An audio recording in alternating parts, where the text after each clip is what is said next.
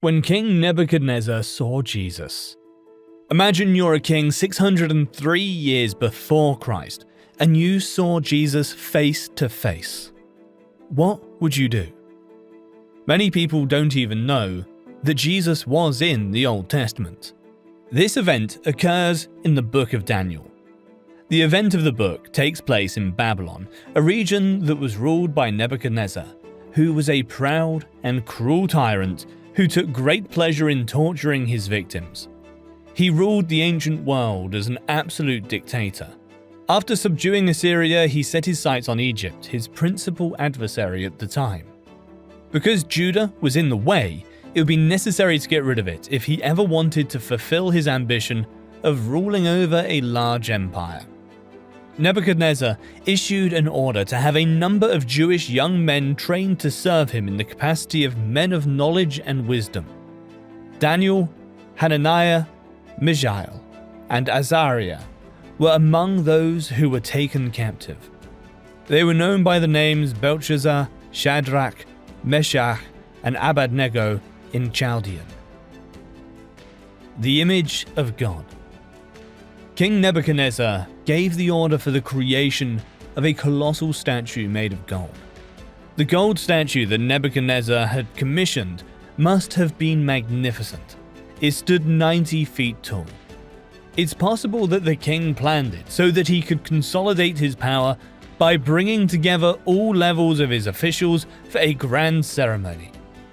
These rulers were to attend the dedication of the statue erected by King Nebuchadnezzar and fall face down in worship of it. Everyone who disobeyed this command ran the risk of being cast into a burning furnace and being burnt to a crisp. Everyone obeyed Nebuchadnezzar's orders because he was determined to establish himself not only as the uncontested political leader of Babylon, but also as the supreme religious authority in the city, or at the very least, almost everyone. Due to the fact that Shadrach, Meshach, and Abednego were among the officials that were present at this massive gathering, a confrontation was unavoidable. 3 of the men in the room did not bow down, even though everyone else in the room did. Many people cannot imagine that social pressure. It was not an easy fit. Like children in church looking around during prayer time to see whose eyes are open, certain Chaldeans saw the 3 Hebrew boys standing tall among all those who had prostrated themselves and ran to Nebuchadnezzar to report it. Jealousy drips from their accusations against the 3 Jews who had risen to positions of power despite their captivity. Because their faith forbade them from worshipping any god other than the true God of Israel, the petty court officials saw an opportunity to eliminate Shadrach, Meshach, and Abednego. And they did not pass up the chance to do so. When Nebuchadnezzar found out about the situation, he immediately flew into a rage. It's surprising that he gave the accused a chance to respond to the charges leveled against them. That he did may indicate his regard for them. But make no mistake, the king would accept only one response: total concession. They had 2 options: either worship the enormous gold idol or perish in fire. Despite his earlier praise for the Hebrew God, Nebuchadnezzar added, "Who is the God who can deliver you from my power?" The king's question, as before, would be answered eventually. Daniel 3:13-14. Then Nebuchadnezzar, in a furious rage, gave a command to bring Shadrach, Meshach, and Abednego, and these men were brought before the king. Nebuchadnezzar said to them, "Is it true, Shadrach, Meshach, and Abednego, that you do not serve my gods or worship the golden image which I have set up?" These valiant Jewish men defied the king's direct order and placed themselves in the hands of God. Their response is quite impressive. Shadrach, Meshach, and Abednego answered the king, "O Nebuchadnezzar, we do not need to answer you on this point. If it be so, our God whom we serve is able to rescue us from the furnace of blazing fire, and he will rescue us from your hand, O king. But even if he does not, let it be known to you, O king, that we are not going to serve your gods or worship the golden image that you have set up. Daniel 3:16-18, Amplified Bible. In other words, they said, we'd rather fear our God than your furnace any day. Even if he decides to let us burn, we will still serve the living God rather than your dead idol. Priceless. They preferred death to unfaithfulness to God, and had no doubt planned for the possibility of this day for a long time. Nebuchadnezzar's level of rage when his authority was defied is difficult to imagine, but apparently his face was livid. He gave orders to heat the furnace 7 times more than was customary to match his fury. When Shadrach, Meshach, and Abednego were tossed into the flames, the radiant heat was so great that the men carrying them were killed. No doubt wearing flammable clothing, the faithful Hebrews had no hope, unless hope itself intervened. Daniel 3:19-25, Amplified Bible. Then Nebuchadnezzar was filled with fury, and his facial expression changed towards Shadrach, Meshach, and Abednego. Then he gave a command that the furnace was to be heated 7 times hotter than usual. He commanded certain strong men in his army to tie up Shadrach, Meshach, and Abednego, and to throw them into the furnace of blazing fire. Then these 3 men were tied up in their trousers, their coats, their turbans, and their other clothes, and were thrown into the midst of the furnace of blazing fire. Because the king's command was urgent and the furnace was extremely hot, the flame of the fire killed the men who carried up Shadrach, Meshach, and Abednego.